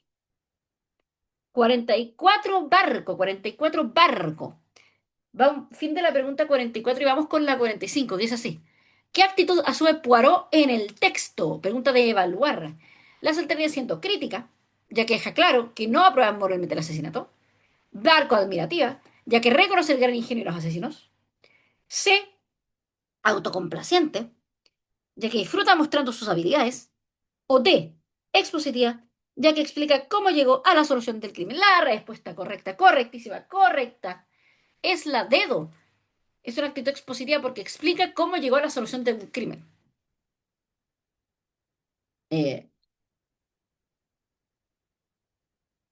la parte autocomplaciente no es que el personaje nunca lo sea, para nada, pero acá no es el caso.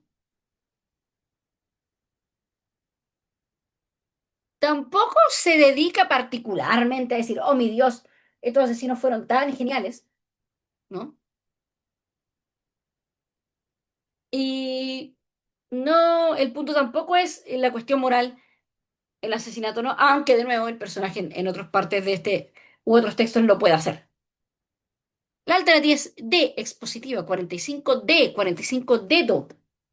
Fin de la pregunta 45 y vamos a la 46, que dice así. Del párrafo 11 podemos inferir que, pregunta de inferencia, ¿no es cierto? Interpretar. A. Paró cree que el kimono escarlata pertenece a Mary Debenham o a la princesa Dragomirov. Barco. Alguien puso el kimono en el equipaje de Poirot mientras se le hacían los interrogatorios. Casa. La condesa Andrenji no viajaría sin un kimono apropiado para vestir en el tren, en el público. O D. La condesa Andrenji es la única persona inocente del asesinato de Ratchet, siendo su marido quien la, comillas, representó. Y la respuesta correcta, la vamos a ver inmediatamente, es la C. La condesa Andrenji no viajaría sin un kimono apropiado para vestir en público. Fijémonos que dice lo siguiente. No sé de dónde pudo pedir la prenda. Sospecho que era propiedad de la condesa Andrelli porque su equipaje contenía solamente una bata muy vaporosa, más apropiada para tomar el té que para mostrarse en público. Entonces, ¿qué es lo que está dándote a entender?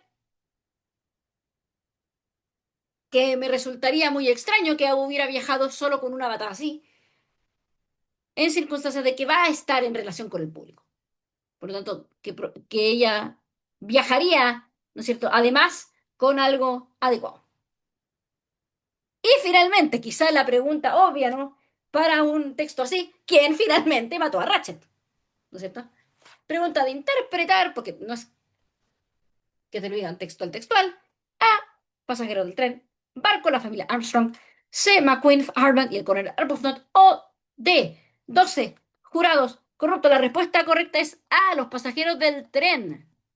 Dice, párrafo 9. Me imagino, aunque quizá me equivoque, que cada persona entró por turno al compartimiento de Mr. Ratchet, que se hallaba a oscuras, a través del de Mistress Hubbard, y descargó el golpe. De esta manera, ninguna persona sabrá jamás quién lo mató verdaderamente. O sea, estos fueron tan ingeniosos que le dieron cada uno la estocada, pero ni siquiera ellos mismos saben cuál de todos esos golpes o de todas esas puñaladas fue la que verdaderamente lo mató, literalmente. Este, entonces, fue la revisión de este texto 5. Sigamos con el 6.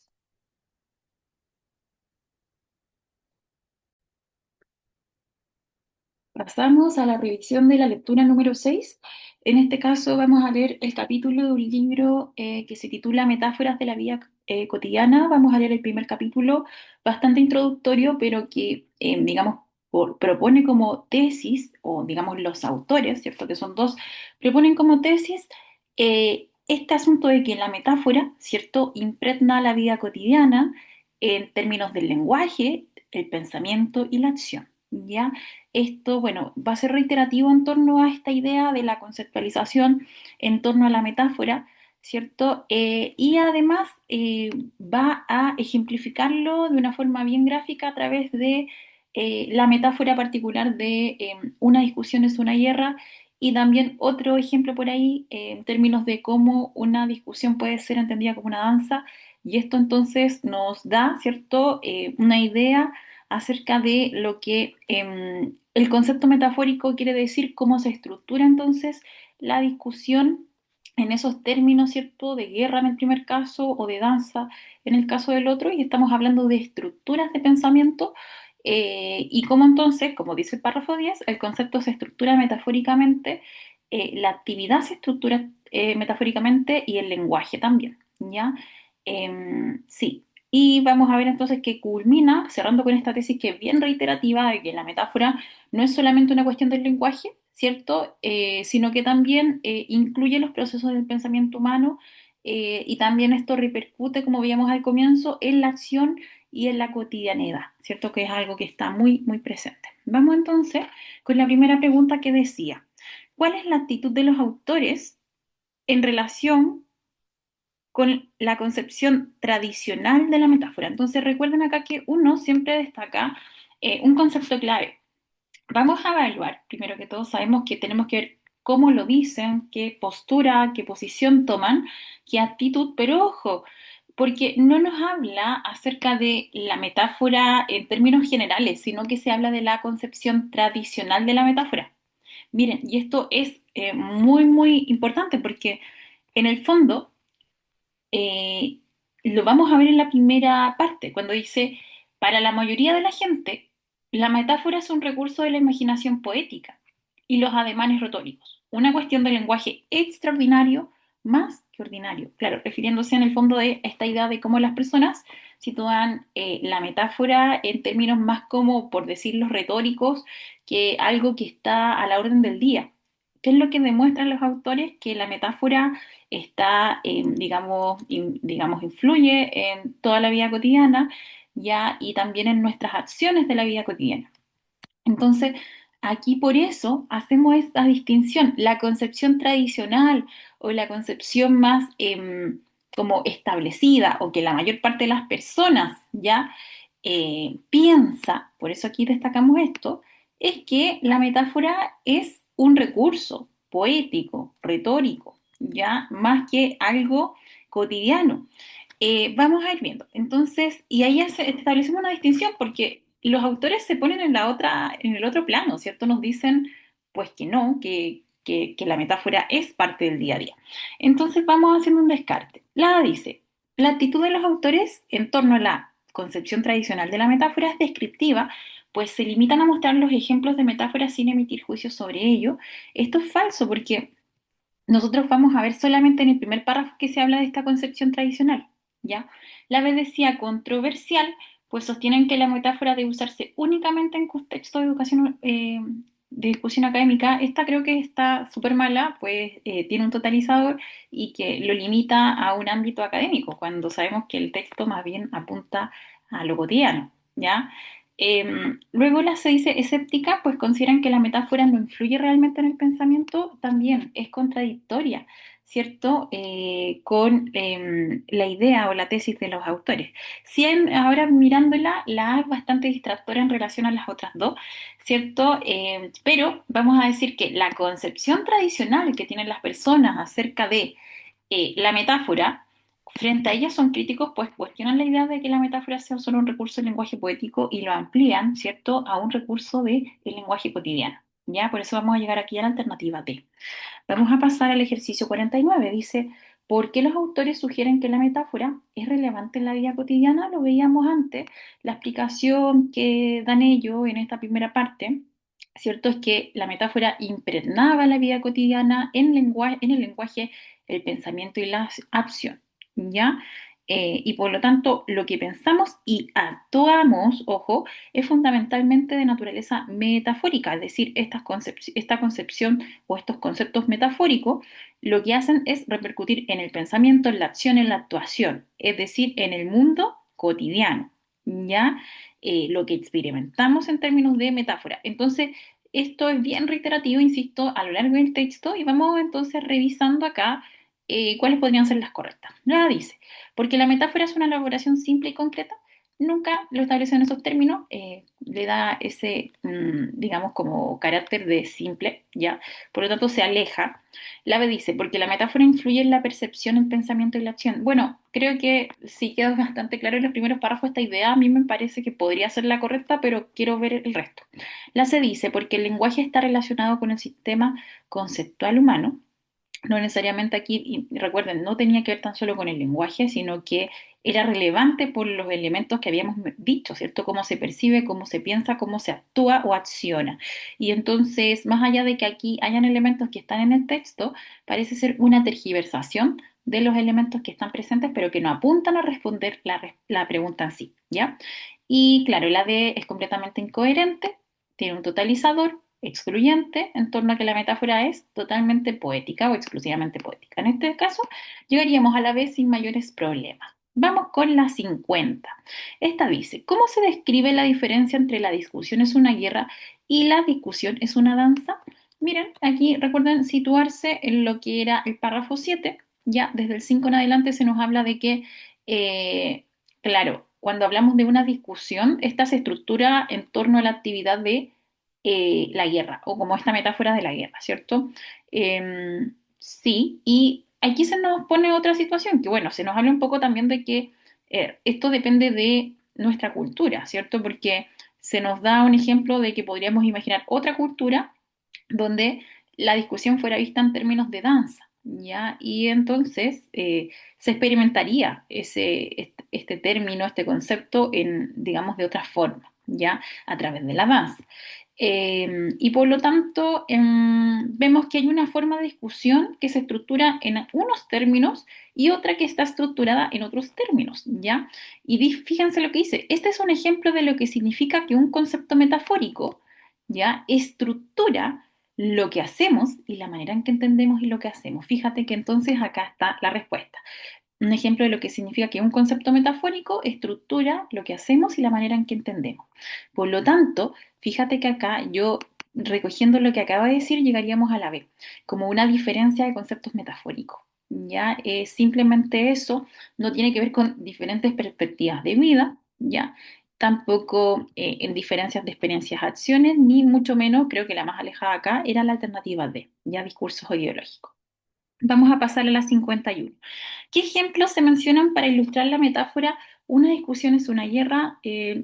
Vamos acá nuevamente, ¿cierto? Porque decía, para una idea de lo que podría significar un concepto metafórico, vamos a poner este ejemplo de una discusión es una guerra, y que lo que decíamos acá es que no es que se limite a hablar de discusión en términos bélicos, ¿cierto? Sino que más bien se estructura parcialmente el concepto en términos de lo que es una discusión, ya una discusión que de alguna forma estructura todo lo que se entiende como concepto a través de lo bélico, ya. Entonces vamos a ir a ver acá. Dice, ¿qué ejemplos se mencionan para ilustrar la metáfora una discusión es una guerra? Y vamos viendo. Ejemplos de cómo las discusiones pueden llevar a la violencia física. No es lo que comunica. Los ejemplos no están llevándonos a eso. La vez decía ejemplos de cómo las discusiones son siempre negativas. Tampoco es el punto de los autores mostrar de que hay algo malo, sino que más bien lo emplea para ver como este asunto de oposición, ¿cierto? De campo de batalla y otros. Vamos a ver, sé ejemplos de cómo algunas expresiones verbales implican una batalla. Podría ser, me parece coherente, de acuerdo a también lo que les decía anteriormente, ¿cierto?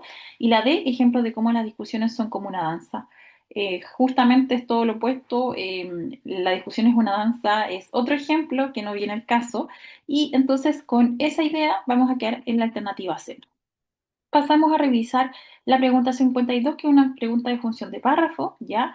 Evidentemente acá vamos a destacar lo más importante. Recuerdo también hacer la lectura en red. Entonces dice, quizás la manera más neutral de describir la diferencia entre su cultura y la nuestra, claro, refiriéndose a los que hablan de una discusión es una guerra o es una danza, ¿ya?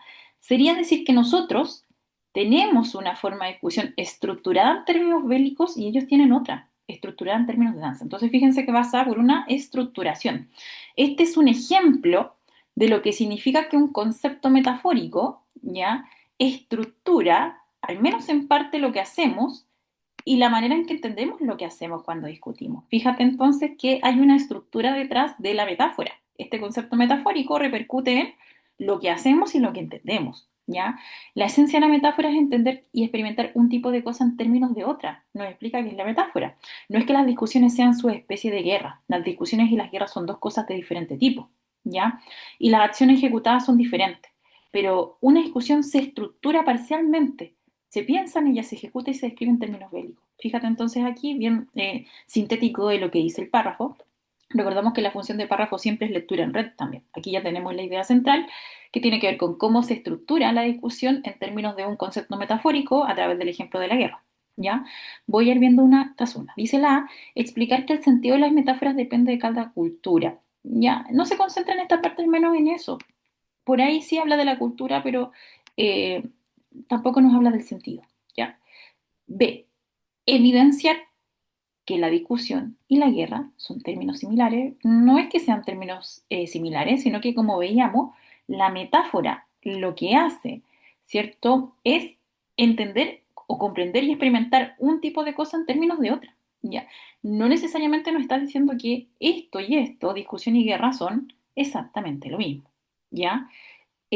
Por eso no es el fuerte, no es lo esencial, no es lo nuclear del párrafo. La C dice, demostrar que las metáforas influyen en la comprensión de los conceptos. Creo que sí tiene un buen verbo, tiene además la síntesis en relación a lo que decíamos acá, ¿cierto? Y cómo se habla de que la metáfora influye en cómo yo entiendo el concepto y esto lo hace a través del ejemplo de la discusión es una guerra, ¿ya? Y por supuesto que la D ya es muy limitada porque dice señalar que las discusiones funcionan solo en niveles conceptuales cuando sabemos que aquí amplía, claro, y además tergiversa, ¿cierto? Porque sabemos que la metáfora en sí funciona en términos de actuación, de práctica, y se escapa un poco a lo correcto. Vamos acá a la 53, que dice, ¿qué lector podría haberse beneficiado con la lectura 6? Evaluamos en términos generales, yo siempre acá digo que es bueno tener en cuenta el tema, ¿cierto? Para saber a qué personaje hipotético le vamos a brindar la lectura, el que le sirva, por supuesto. Vamos viéndola. Un psicólogo que quiere defender la idea de que las acciones cotidianas influyen en el pensamiento, ¿ya? Eh, a ver, tenemos el elemento, a nosotros nos da igual la persona, ¿cierto? Las acciones cotidianas influyen en el pensamiento. Y justamente acá creo que es al revés, ¿cierto? El punto del texto es que el concepto metafórico influye en nuestra vida cotidiana, en las acciones, en lo que pensamos. Entonces, está como al revés, ¿ya? Tergiversa un poco lo que dice el texto. La B dice, una lingüista que quiere mostrar los pasos necesarios para construir metáforas. Falso, porque en este caso, el texto nunca plantea como una enumeración de qué hacer para construir una metáfora, ¿ya? Sí nos explica bien qué es ella, pero no cómo hacerla. La C dice, un profesor que quiere enseñar que el pensamiento y la acción se estructuran en torno a metáforas. Creo que es la correcta, me hace demasiado sentido, pero voy a ver la D. Una estudiante que quiere argumentar que las discusiones son distintas en cada cultura, podría ser esta la distractora, de hecho. La D, ¿cierto? Pero no es el fuerte del texto. El texto no apunta aquí, o sea, sí menciona, ¿cierto?, que cada cultura quizás puede entender un concepto en términos de otra metáfora. Y eso ahí permea mucho, ¿cierto?, cómo yo entiendo eh, la palabra misma, ¿ya? Pero no es el fuerte. En este caso, como ya hemos visto, la idea central giraba en torno a esto, ¿ya? Metáfora y cómo tiene una influencia importante en pensamiento, acción, ¿ya? En torno entonces a esa metáfora. Vamos a llegar a la C. Vamos con la 54. ¿Cuál es el propósito de los ejemplos de metáfora en el texto? Los dos que vemos, ya, fíjense que voy rápidamente aquí porque de hecho yo lo he destacado bastante, que ilustra cómo se estructuran las discusiones. Si tú te vas al ejemplo uno, se nos habla de cómo está esta estructura, ahí lo ves en el párrafo 5, ya que estructura la actividad cotidiana en términos generales ¿ya? También acá en el párrafo 7 dice que lo que hacemos al discutir, de alguna forma, está estructurado por el concepto de guerra, en tanto que es una metáfora, ¿ya? Incluso cuando tenemos también el elemento de una discusión es como una danza, también entendemos que entonces en esa cultura se permea o se estructura, ¿cierto? Em, digamos en términos de una estructura de discusión. ¿Ya? Por eso vamos a llegar acá a la B. No tiene que ver con enseñar nuevas metáforas, ni mostrar cómo las metáforas son inútiles, para nada, ya completamente nada que ver. Y esta es muy específica, fíjense, porque deja de lado el primer caso que también tiene que ver con una discusión es una guerra, en tanto a la D. Vamos con la 55. ¿Cuál es el propósito de la lectura 6? Bueno, vamos a ir, digamos, viendo cada una para ver lo nuclear, recuerden lo que predomina. En este caso dice contrastar, fíjense muy bien en el verbo, los usos de la metáfora en distintas culturas. Mira que me parece que podría ser el distractor, porque utiliza elementos, pero uno acá siempre piensa, efectivamente el autor lo que quiere hacer es un contraste y mostrarnos cómo por un lado piensa una cultura y otra, o más bien el autor o los autores lo que pretendían era mostrarnos cómo la metáfora incide, ¿cierto?, en la vida cotidiana, en el lenguaje, en todo lo que hacemos. Claro, y ahí uno ya de inmediato con eso piensa siempre, bueno, ¿cuál era el objetivo de este autor? En este caso no podría ser la A. Vamos con la B. Proponer estrategias para llevar las metáforas al día a día. Lejos de eso, más bien acá está en un plano bien conceptual, bien como no orientado a cómo hacerlo, ya, a lo práctico, a la praxis como tal, ya. La C dice, demostrar la presencia de las metáforas en la vida cotidiana me hace mucho sentido, ya podría tener bastante sentido, dado que lo que veíamos tenía que ver con eso, cómo la metáfora está presente, ¿ya? Y la D, reflexionar sobre los vínculos entre lenguaje y realidad, este concepto no estaba como tal. Con eso yo quedo muy segura entonces de que la alternativa correcta acá es la C, ¿ya? El propósito de la lectura era demostrar la presencia de las metáforas en la vida cotidiana y fíjate que esta demostración lo hace a través de ciertos ejemplos bien práctico en torno a la discusión es una guerra o es una danza. La 56 va a ser fácil porque ya trabajamos acá idea principal, con propósito recuerda, solamente que acá le agregamos un verbo. Y acá veamos, dice, la metáfora es solo un recurso literario que los hablantes usan. Falso. Esto era la idea tradicional de metáfora, lo que la gente piensa, pero no es así, o así lo afirman los autores. B dice, la metáfora solo se utiliza en el lenguaje poético, es un poco parecida a la alternativa A, ¿ya? Muy limitada, ¿ya? Y ya viéndola C me hace sentido. La metáfora influye en el pensamiento y la acción cotidiana. Sin duda es así. Pues no podemos decir que es irrelevante cuando se le da como mucha importancia. ¿Ya? Bueno, con esa revisión bien breve, vamos a pasar ahora a la última lectura, número 7.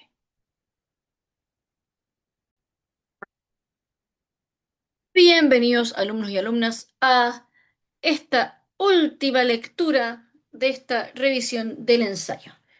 Profesora Costas acá, vamos entonces a revisar la lectura 7, la carta desde la cárcel de Birmingham, escrita por nadie más ni nadie menos que Martin Luther King, publicada en el 63. Vamos a ello. Como siempre, los corocitos de las marcas textuales. Vamos con la pregunta 57, una pregunta de localizar. De acuerdo al texto, ¿de qué forma se alcanzarían los derechos civiles? Las alternativas son A, diálogo y reflexión; barco, acción directa; C, enfrentamiento; o dedo, presión legal no violenta. La alternativa correcta es dedo y vamos a buscarla acá, ¿no es cierto?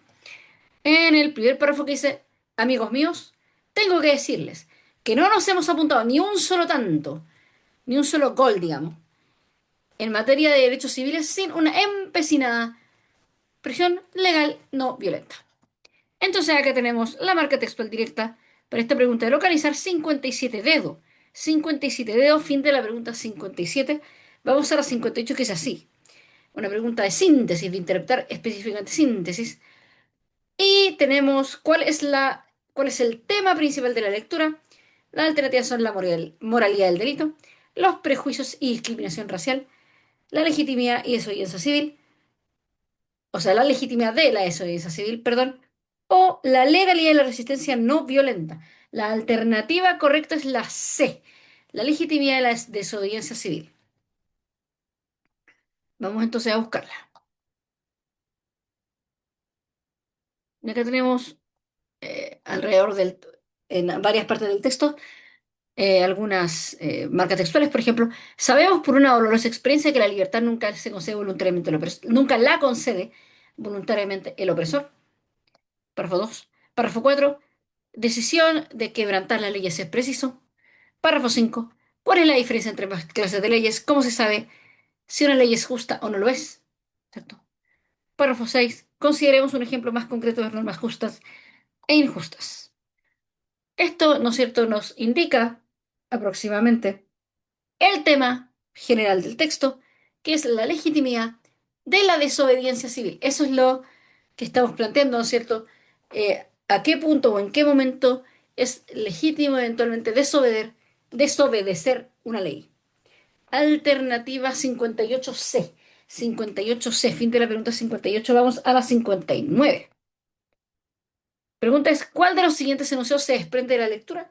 Una pregunta de interpretar, específicamente de síntesis, ¿no? Y las alternativas son A, no respetar las leyes conduce a la anarquía. Barco, se han tomado medidas para reducir la segregación. C, el emisor profesa la religión católica. O D, los negros constituyen la mayoría de la población de Alabama. Y la alternativa correcta es la C, el emisor profesa la religión católica. Tenemos un par de puntos donde podemos tener eso en cuenta, dice.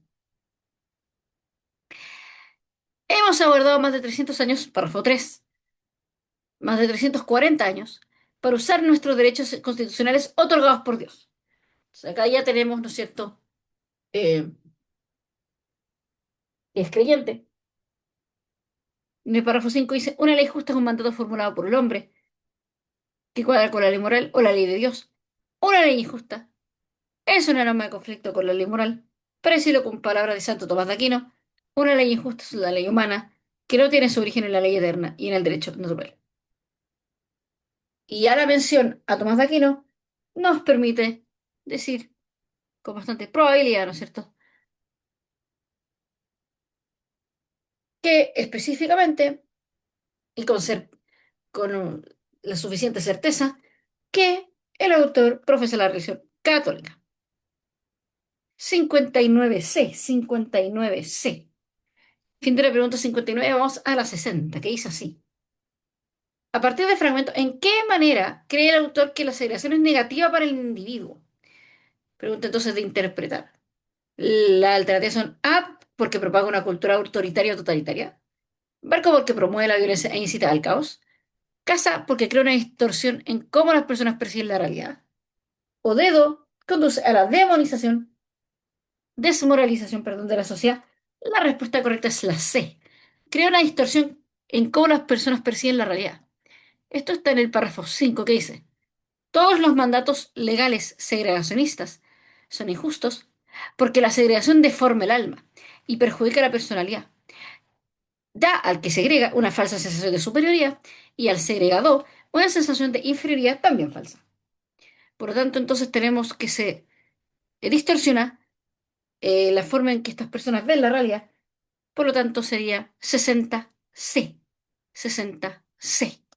Fin de la pregunta 60, vamos a la 61, que dice así.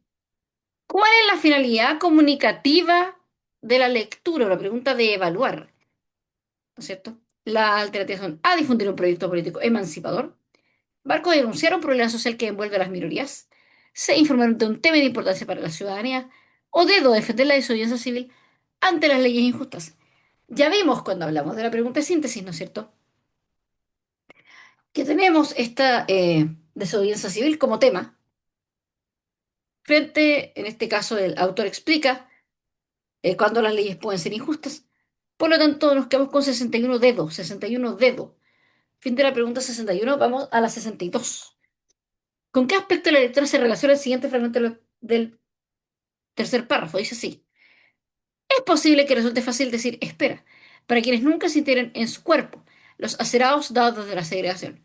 Cuando se es hostigado de día y de noche por el hecho de ser negro, viviendo en perpetua tensión, sin saber nunca a qué atenerse, y rehusando temores internos y resentimientos exteriores, cuando se está luchando continuamente contra una sensación generadora de la despersonalización, entonces eso entonces se comprende por qué nos parece tan difícil esperar. Las alternativas entonces son sensación de inferioridad que han construido los privilegiados, llamado a la rebelión social ante la segregación padecida, con las leyes injustas que han adormecido a la población negra, o con la necesidad de acción inmediata ante la justicia demorada. Acá, ¿no es cierto?, se nos habla de por qué nos parece tan difícil esperar, ¿no?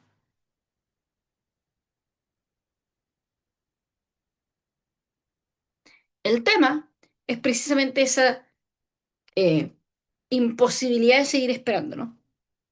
Se necesita acción inmediata porque todo eh, la ayuda, la justicia se está devorando. 62 dedo, 62 dedo. Fin de la pregunta 62. Vamos a la 63 que dice así. ¿Cuál es la función del tercer párrafo? A. Expresar impaciencia y desesperación del autor. Barco. Profundizar una idea presentada en los párrafos anteriores. Casa. Instar a la desobediencia pacífica. O dedo. Presentar las premisas de su argumento. La respuesta correcta es barco. Vamos a ver qué pasa con barco, ¿no? La pide el tercer párrafo. Entonces, si son entonces, se comprende por qué nos parece tan difícil esperar. Ya vimos parte del párrafo 3 en una o dos preguntas atrás. Después dice en el párrafo 2, hace tiempo o hace años que estoy oyendo esta palabra, espera, suena el oído de un ca negro con penetrante familiaridad, ¿no es cierto? Y después dice, los grupos privilegiados, párrafo 1, prescinden muy rara vez espontáneamente de sus privilegios. ¿Qué queremos decir con esto? Eh, el tema de que el privilegio no se suelta y de que al final del día esta población negra marginada ha estado viviendo esto mucho tiempo, es un tema que viene del párrafo 1 y 2, párrafos anteriores. Y lo que hace el párrafo 3, tal como dice la alternativa correcta, barco, es profundizar la idea que presentaron estos párrafos anteriores, 63 barco, 63 barco. Fin de la palabra, la pregunta 63, vamos a la 64. Dice así, según la lectura de párrafo 7, es falso afirmar que A, una ley puede ser injusta en su esencia, pero justa en su aplicación. Barco, si se va a encontrar una ley injusta, se debe estar dispuesto a pagar el precio. Casa, el deber de pedir permiso para manifestarse puede tornarse injusto. O dedo, Martin Luther King no aboga por la desobediencia civil. Y la alternativa correcta es la A. ¿Por qué? Porque tanto barco como C como dedo efectivamente se dicen. Pero lo que no se dice, la que se dice al revés es la A. Porque la alternativa dice, puede ser injusta en su esencia, pero justa en su aplicación. Y es al revés. Una ley, dice el párrafo 7, puede ser justa en su esencia, pero injusta en su aplicación. A veces una ley es justa por su texto e injusta en su aplicación.